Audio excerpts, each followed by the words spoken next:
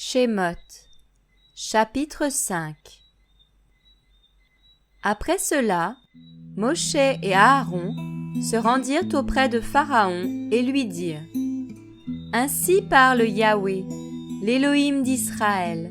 Laisse aller mon peuple, afin qu'il me célèbre une fête dans le désert. Mais Pharaon dit : Qui est Yahweh pour que j'obéisse à sa voix et que je laisse aller Israël ? Je ne connais pas Yahweh, et je ne laisserai pas aller Israël. Et ils dirent : L'Élohim des Hébreux est venu au-devant de nous. Permets-nous de faire 3 journées de marche dans le désert, et que nous sacrifions à Yahweh, notre Élohim, de peur qu'il ne nous frappe par la peste ou par l'épée. Et le roi d'Égypte leur dit : Moshe et Aaron, pourquoi détournez-vous le peuple de son ouvrage ? Allez maintenant à vos travaux forcés.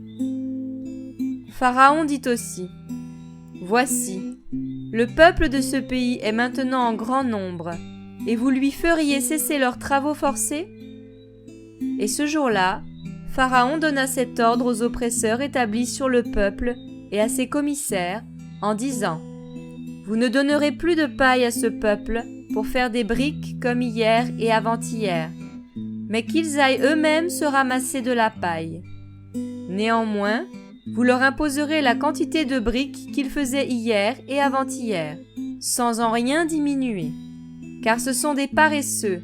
C'est pour cela qu'ils crient en disant : Allons et sacrifions à notre Élohim.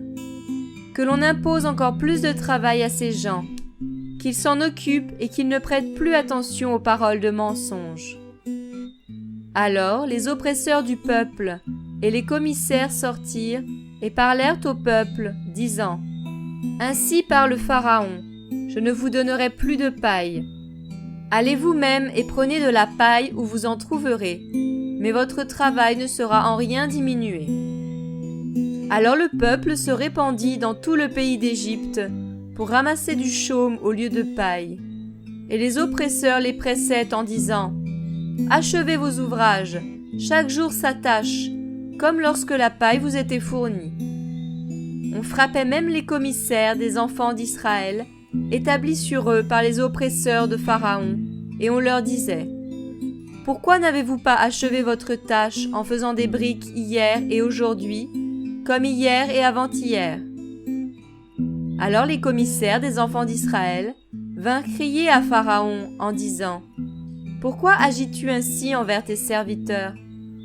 On ne donne pas de paille à tes serviteurs, et toutefois on nous dit : Faites des briques. Voici qu'on frappe tes serviteurs, et c'est ton peuple qui pêche. Et il répondit : Vous êtes des paresseux, des paresseux. C'est pourquoi vous dites : Allons, sacrifions à Yahweh. Maintenant, allez, travaillez. On ne vous donnera pas de paille, mais vous fournirez la même quantité de briques. Les commissaires des enfants d'Israël virent qu'ils souffraient, puisqu'on leur disait : Vous ne diminuerez rien de vos briques sur la tâche de chaque jour. Et en sortant de chez Pharaon, ils rencontrèrent Moshe et Aaron, qui se tenaient là pour les rencontrer.